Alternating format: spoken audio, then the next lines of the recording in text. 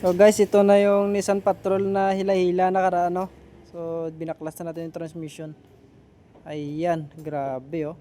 Walang patawad, talagang sinulit yung fiber, oh. Lumabas yung ata niya. Grabe. First time ko na-encounter nga ganito, oh. Yung iba napupudpud lang, pero ito grabe, wasak-wasak talaga yung fiber niya. Lumuwa, grabe. So ito yung papalit natin.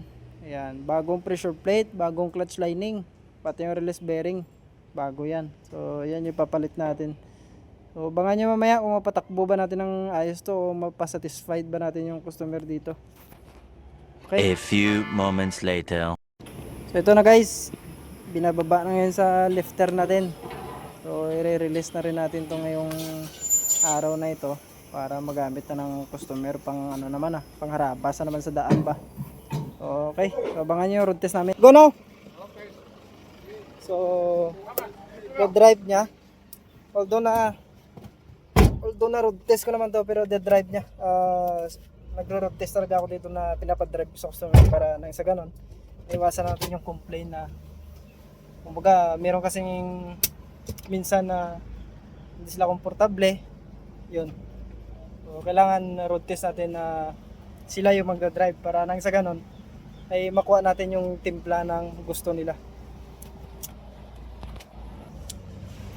Matakbo na.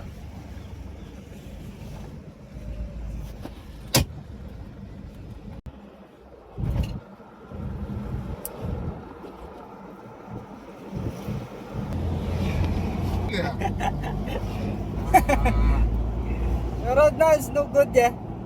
Cocopo City, Rapids City, yeah. Nanti photo. Lantaw patol.